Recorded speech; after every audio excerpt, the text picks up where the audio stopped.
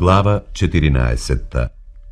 Во тоа време гласот за Исус дојде и до владетелот Ирод, кој им рече на своите подчинети: тоа е Јован Крстител.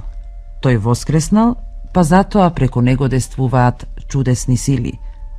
Зашто Ирод, кога го фати Јован, го врза и го фрли во затвор заради Иродијада, жената на брат му Филип, бидејќи Јован му велеше: не доликува да биде твоја. И сакаше да го убие, но се плашеше од народот, зашто го сметаа за пророк. А кога му беше роден ден на Ирод, ќерката Иродијадина играше пред гостите и му угоди на Ирод. Затоа тој се заколна дека ќе ја даде што и да побара. И таа, научена од мајка си, рече: дај ми ја овде начини ја главата на Јован Крстител. И се загрижи царот, но заради заклетвата и гостите свој, нареди да ја дадат. Па прати, та ја отсекоа главата на Јован во затворот. И ја донесоа главата негова на чинија и ја дадоа на девојката, а таа ја однесе на мајка си. Учениците пак негови дојдоа, го земаа неговото тело и го погребаа, па отидоа и му јавија на Исус. Штом го чутоа Исус, замина оттаму со кораб во пусто место сам.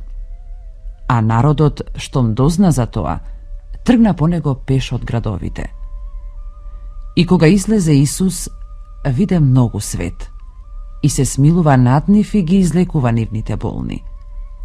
А на стемнување се приближија до него учениците негови и рекоа: местово е пусто, а и доцна е веќе. Пушти го народот да оди по селата и да си купи храна. Но Исус им рече: Нема потреба да одат. Дајте им вие да јадат. А тие му рекоа: ние имаме само 5 леба и 2 риби. Тој им рече: Донесете ми ги тука. И откако му заповеда на народот да седне по тревата, ги зеде 5 леба и 2 риби, погледна кон небото, ги благослови, ги прекрши и им ги даде лебовите на учениците, а учениците на народот. И јадеа сите и се наситија. И кренаа 12 кошеви полни со останати парчиња. А оние што јадеа беа околу 5000 мажи, покрај жените и децата.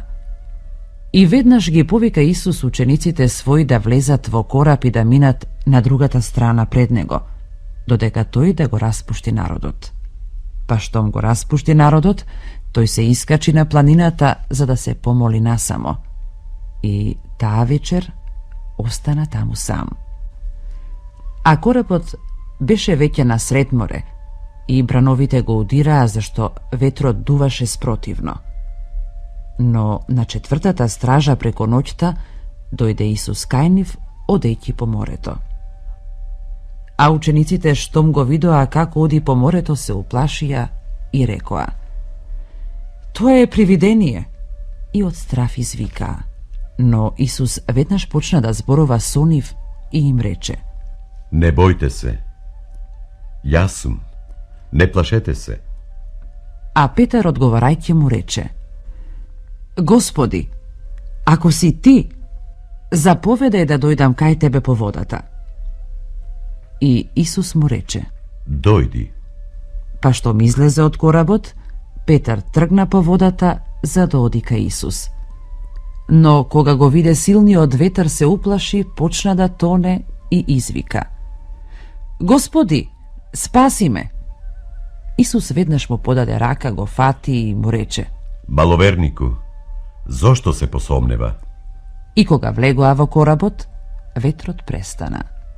А оние што беа во коработ му пристапија, му се поклонија и рекоа: Навистина, ти си Божиот син. Па откако преминаа, дојдоа во земјата Генисаретска. Луѓето од тоа место штом го познаа, разгласија по целата таа околија и ги донесоа кај него сите болни.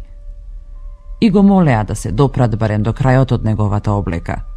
И тие што се допираа, се излекуваа.